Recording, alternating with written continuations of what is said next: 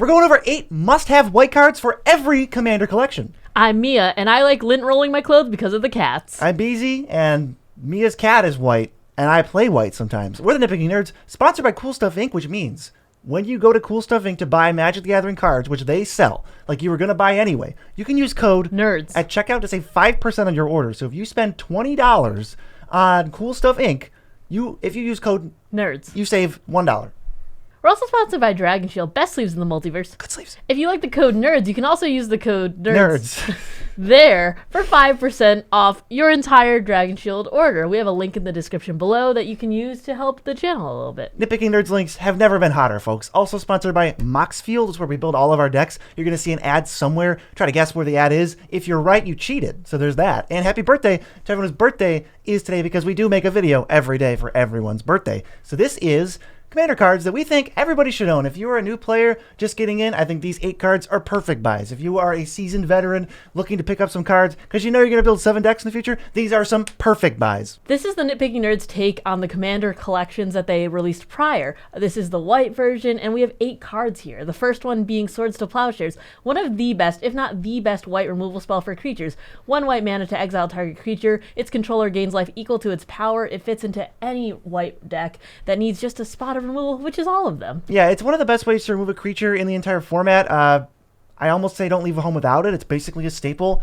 I would say anywhere from a mono white deck to 5 colors could still be interested in this card. Certainly 1, 2, or 3 colors, those white decks are 100% interested. I've actually used this before to gain life and win the game because someone was trying to attack me for lethal, assign a blocker, and then just snipe it with my own swords to gain the life. Yeah, obviously, most of the time you're going to use this offensively to remove a creature for 1 mana because that's a great rate. But you can also use it defensively to exile your own creature if you're like really hurting to gain some life on defense. That's not going to be used. It's probably 90% offense, 10% defense, and it might even be 95-5. But that option is available to you, and if you never do it, you might be making a mistake.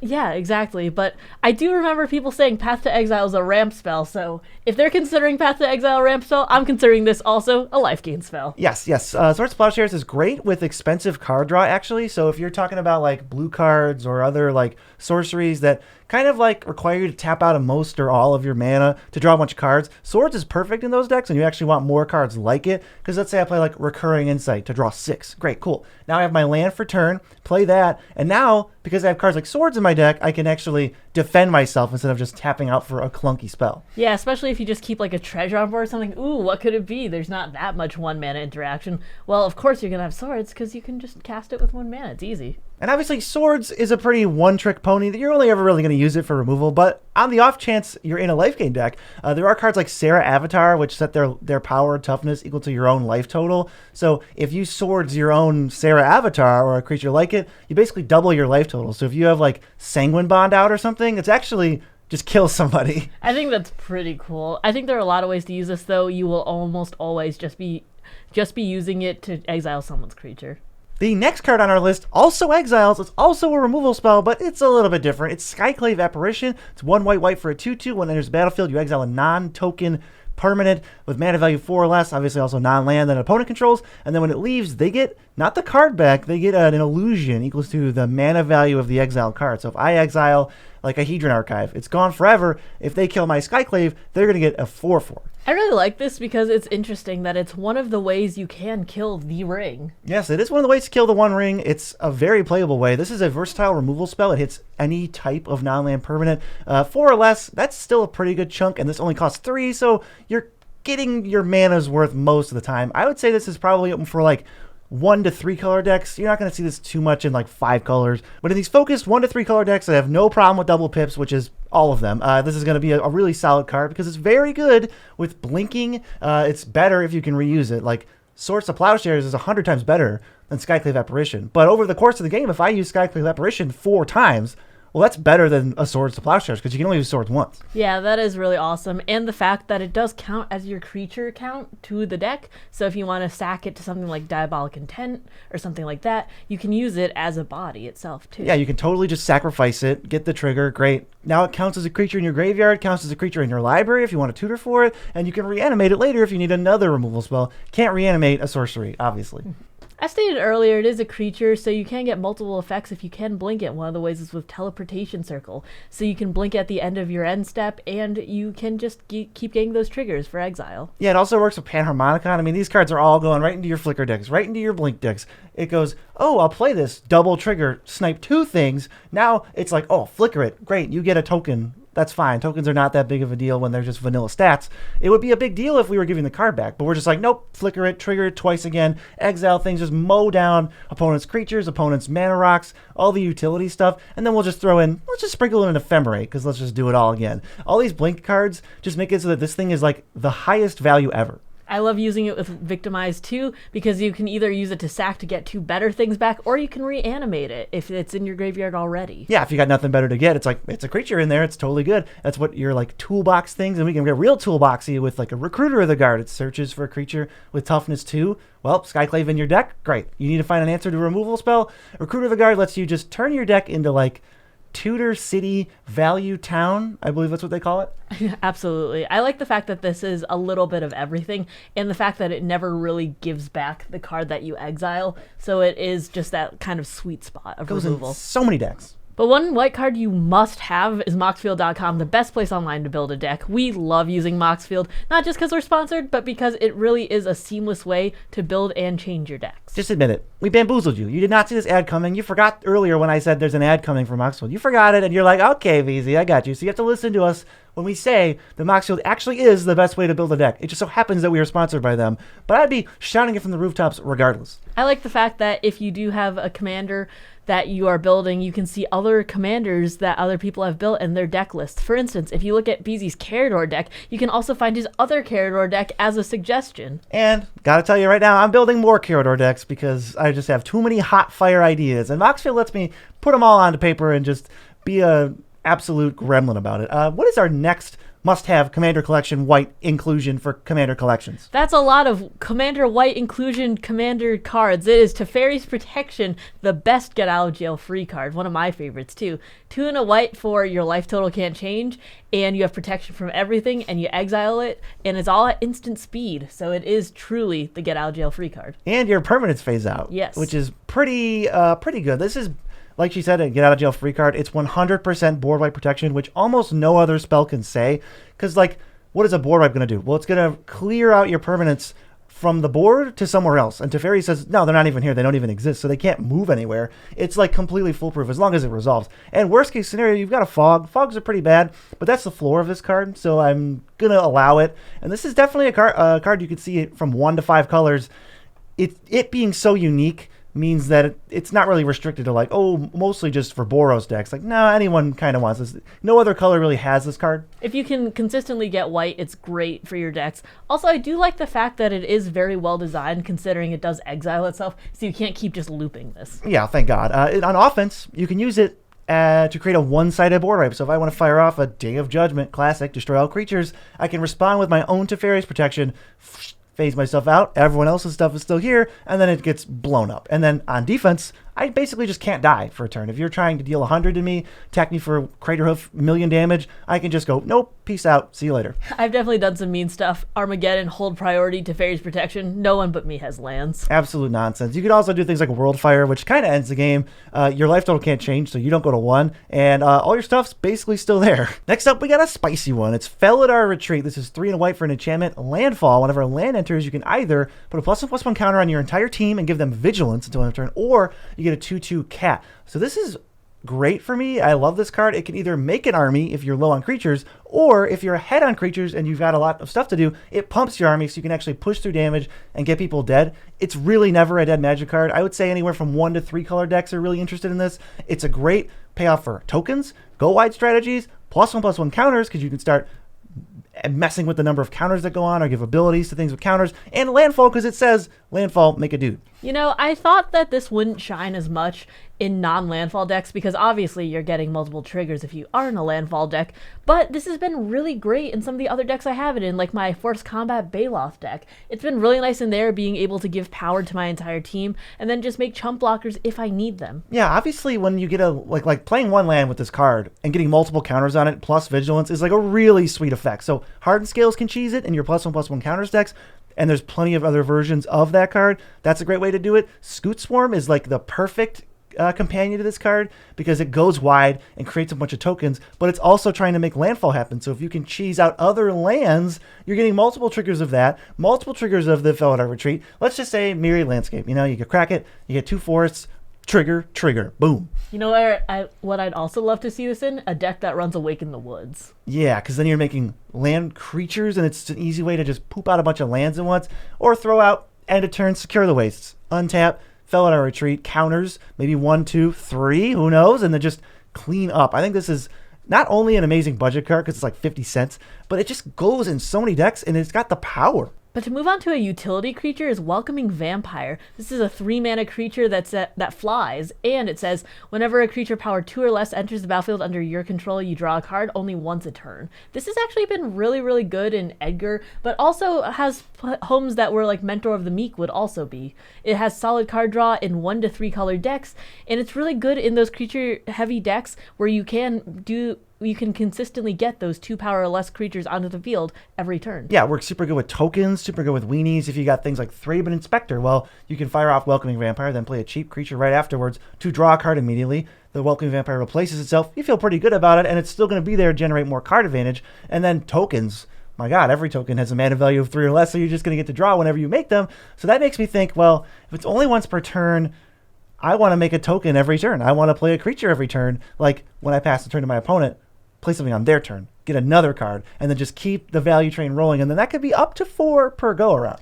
Also pretty good with Felidar Retreat if you have like a crack land or something. Could be pretty spicy. Yeah, Keeper of the Accords, one of the first ones that comes to mind. You're going to see alongside this because if someone has more creatures than you, you get a token. If not, if they have more lands than you, you get a land. That's cool. But when I can start getting tokens on everybody else's turn, draw in the cards, and if you have like a sack outlet to make sure you always have less creatures, then you're just in Value City. Secure the Waste is also a great card for this. You're going to be getting so many 1/1 tokens. I've seen it in Tristani. It's been really nasty, but especially if you can get card draw off of it, that's amazing. Yeah, your cards that you're playing anyway, these instant speed token makers that you're trying to overwhelm people with, they also just draw cards. So it's like, we'll definitely take that. It adds a lot of like utility to that card because now if I want to, I can fire off Secure the Waste for 1 just to draw a card. That's something the card did not do before, so I'll take that added versatility. And we also have White Main Land. I like this one. It's a little expensive, but it flashes in and then bounces a creature. So I can bounce itself. And it's a 2/2, so it draws a card and triggers Welcoming Vampire. So I could hold up 8 mana if I want to,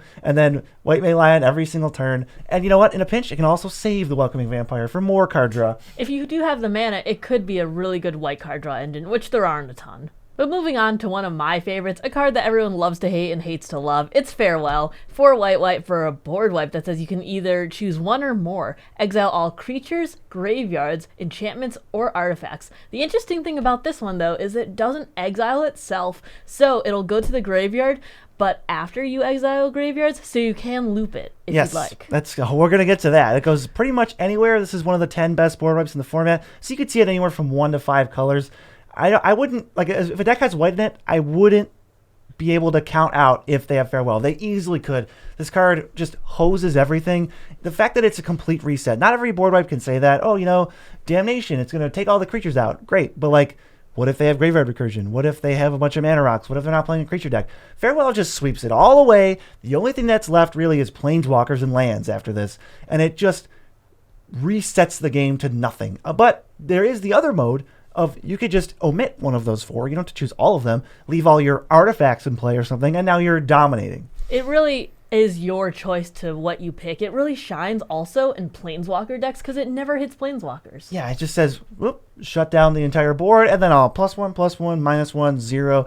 And then, of course, Mia's favorite synergy card with Farewell is Eternal Witness, because why would you Farewell once? As soon as you get it back, they'll probably just concede. This is not like a card that is widely considered fun, but in terms of like utility and power and usefulness, I think you definitely want one in your Commander collection. In my opinion, it's the best board wipe because it is such a catch-all. Looping it isn't particularly fun. However, there are ways to use it when you loop it. For instance, if you do have Approach of the Second Sun, like in your deck somewhere, and you're waiting for, a couple cards more, you can just keep clearing the board as you loop it, and you just keep trying to get it so you can clear everything and you can just cast it to win. You see, guys, it's fine. As I slowly creep towards my Approach of the Second Sun, I will Farewell you 3 times. Then you'll see that this is a cool, hip card. It is a cool hip card. It's the catch-all of board wipes, and it really is the tidy package of, one board wipe to fit almost everything. Yeah, we actually personally have no problems with this card. I don't really find it unfun. I know some people do, so pretend I said Vanquish the Horde if you think Farewell is awful, but I think Farewell is super good. Moving on to our next card, a very useful little 1-drop. This is Esper Sentinel. It's a white for a 1/1 artifact creature. Whenever an opponent casts their first non-creature spell each turn, you draw a card unless they pay X, where X is this guy's power. Again, starts out at 1. This is really awesome card advantage. You see this all the way from casual, all the way up to competitive, from 1 color to 5 colors. There's no telling whether they have Esper Sentinel because it's kind of just a super good stapley type power card. Does that make sense? It does make sense, even though that was the weirdest way to say it. It taxes your opponents so that they will stop and think whether they will play that Soul Ring turn 1 if you have the Esper Sentinel out. Most people will usually, so you will get a card off it because a lot of people are impatient. But paying 1 isn't the only thing you can do. If you boost his power, like I have in the past with Brina and stuff, plenty of ways to do it. You will make them pay more, and they'll be more likely that you actually get those cards. Yeah, once this thing hits 3, it's impossible to pay for. You're just asking way too much for me to stop 1 card. I can't take my whole turn off playing a Signet to not give you a card. So that's when you start to get really powerful. Card this goes great with, I'm thinking Felidar Retreat because it puts counters on your whole team. You get to keep 1 counter on this guy and then go, hey, it's twice as hard to pay now. Sword of the Animist is also great for this. It comes down really early, so you can equip it, and it also has the bigger stats. So when you hit in for land or something, most people won't trade their utility creature for the Esper Sentinel so early, and then you'll also get a land, and then they'll also have to pay 2. Yeah, and if you're swinging on turn 3, they're not going to have a blocker. Someone's going to be defenses down. They're not going to be able to block a 2/2 on turn 3. Also, Scrap Trawler kind of works with this. This is an artifact. Let's not forget that. So all the artifact synergy, this card isn't just, it's not Rhystic Study, right? A Rhystic Study in an artifact deck is pretty good, but there's no synergy. There's no crossover. You're not getting any extra value past the Rhystic Study. But this thing dies. You get it back with Scrap Trawler when something else dies. You can recur it. You can tutor it. You can do all sorts of weird things with it. You can sacrifice it. And it just kind of is a perfect piece of your synergy while also being one of the best card draw spells in white ever printed. I think you can also get some toolbox value out of this with a very underappreciated creature. Ranger of Eos can go get 2 1-drops, and when we got 1-drops like Esper Sentinel coming out these days, I'm really looking at this card again and going, hey, this seems like a white draw 2 to me. A lot of people were complaining prior to Modern Horizons and stuff, saying that there was no card draw in white, and this really helped kind of bridge that gap, especially for 1 mana. And it doesn't feel unfair, so it's the perfect sweet spot. Go get yourself an Esper Sentinel if you don't have one. I bet if you have 2 white decks now, at least one of them can play Esper Sentinel. And our next card here is Emiria's Call. This is an MDFC, baby. 4 white for sorcery. You make 2 4/4 flying angels, and your non-angels gain indestructible until your next turn, or it's a land on the other side, which just says it enters tapped unless you pay 3 life, and it makes a white mana. So as far as I'm concerned, in a 1 to 2 color deck, which is where we're playing this, it's a strict upgrade to planes. We don't need 17 planes unless we're playing exactly Emeria. But even then, you might still be able to find room. I think this is an upgrade in any 1 to 2 color white deck, and you should probably just play it in any 1 to 2 color white deck. It's a land, it's a spell. What can't MDFCs do? It also helps for your mono white Field of the Dead mana base. Which I do have, but that is not, I can't plug that here in good faith, but we're getting close. You can cut a land for this to flood less because you'll be drawing less lands. This is a spell or a land. It has impact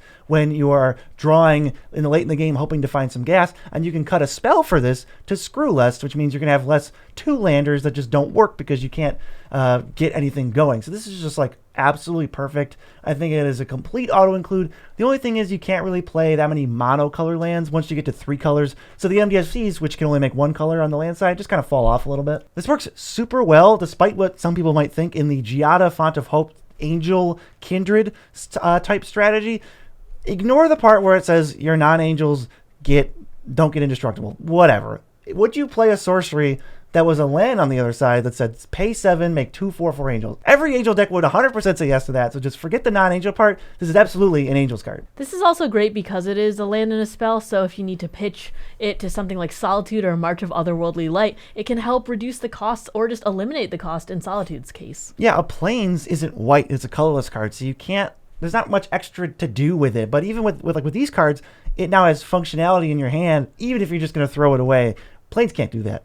Plane's got nothing on Emeria's Call. But if you're actually looking for a place to put these cards, we just did a review of the Lost Caverns of Ixalan precons. A couple of them have white in it, and you could use these cards to upgrade that deck. Yeah, you should definitely check it out. I think it's going to be of tremendous value. And our tip of the day, because we always got to do a tip, is cut a Plains for Emeria's Call right now.